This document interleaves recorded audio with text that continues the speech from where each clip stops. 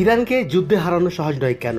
ইরানকে যুদ্ধ হারানো অত্যন্ত কঠিন, কারণ তাদের রয়েছে বিশাল ও শক্তিশালী দেশীয় প্রযুক্তিতে তৈরি ক্ষেপণাস্ত্র ভান্ডার, যা সরাসরি তেল আবিব বা ইউরোপে আঘাত হানতে সক্ষম। এছাড়া ইরানের প্রতিকূল পাহাড়ি ভৌগোলিক অবস্থান, গভীর প্রতিরোধ ক্ষমতা এবং দীর্ঘস্থায়ী যুদ্ধের সক্ষমতা যে কোনো আক্রমণকারীকে দীর্ঘ ও ব্যয়বহুল যুদ্ধে লিপ্ত হতে বাধ্য করে। ইরানকে যুদ্ধে হারানো সহজ না হওয়ার কয়েকটি কারণ আছে, যেগুলি হলো তাদের শক্তিশালী ও স্বনির্ভর শিল্প।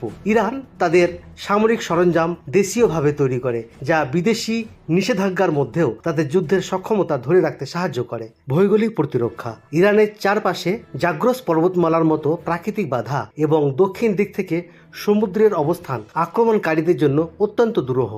দীর্ঘস্থায়ী যুদ্ধের সক্ষমতা: ইরান তাদের ক্ষেপণাস্ত্র ভান্ডার ব্যবহার করে কয়েক সপ্তাহ ধরে যুদ্ধ চালিয়ে যেতে সক্ষম, বিশেষ করে যদি তারা হামলার তীব্রতা কিছুটা কমিয়ে আনে। ইরান প্রথাগত যুদ্ধের পাশাপাশি গেরিলা এবং অসম যুদ্ধ কৌশল ব্যবহারে দক্ষ, যা সরাসরি লড়াইয়ে বড় বাহিনীর বিরুদ্ধে কার্যকর।